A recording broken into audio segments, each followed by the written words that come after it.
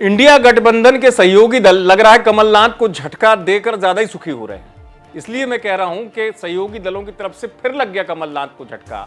लगता है कि नीतीश कुमार को मध्य प्रदेश से ही रास्ता अपना नजर आ रहा है, इसलिए प्रत्याशी पे प्रत्याशी उतारे जा रहे हैं। पहले अखिलेश यादव से परेशान थे कमलनाथ, अब नीतीश कुमार ने भी कसर नहीं छोड़ी। नीतीश कुमार ने एक और झटका कमलनाथ को दिया है। दरअसल जेडीयू की एक लिस्ट और आई है, जो आपको तस्वीर नजर आ रही होगी।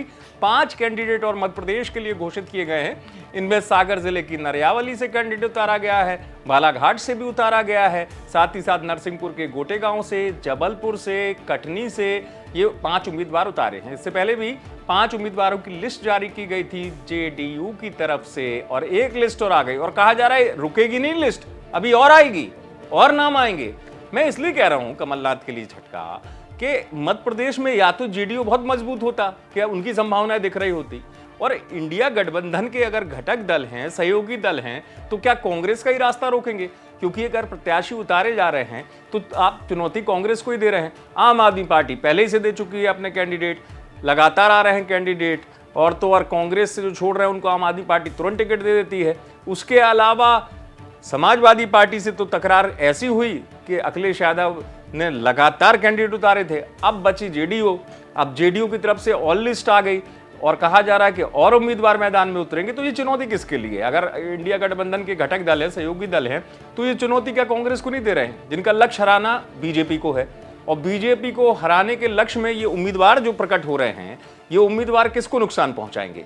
ये अलग बात है कि भाई उनको कितने वोट मिले ना मिले, लेकिन क्या सहयोगी दल जो होता है वो अपने सहयोगी दल के लिए इस तरीके से समीकरण नहीं बनाता कि उनको चुनौती दे? लेकिन मध्य प्रदेश में ये हो रहा है। कमलनाथ का रास्ता जो है उनके सामने गठबंधन के सहयोगी दल ही रोकने की कोशिश करते हुए नजर आ रहे हैं। यही वजह है कि इन तमाम स्थितियों के बाद एक ही सवाल आता है बार बार सामने, क्या ये गठबंधन महज लोकसभा के लिए है? विधानसभा चुनाव में कांग्रेस का नुकसान हो, इससे कोई फर्क नहीं लग रहा है सहयोगी दलों को, और वो लगातार अपने प्रत्याशी उतार रहे हैं। यही वजह है कि ये देखा जा रहा है कि मध्य प्रदेश में इंडिया गठबंधन के सहयोगी दल या तो कमलनाथ से व्यक्तिगत तौर पर इतने दुखी हैं या नाराज हैं कि उनके सामने कैंडिडेट उतार रहे हैं, या फिर ये चुनौती किसको दे रहे हैं, ये देखने वाली बात है।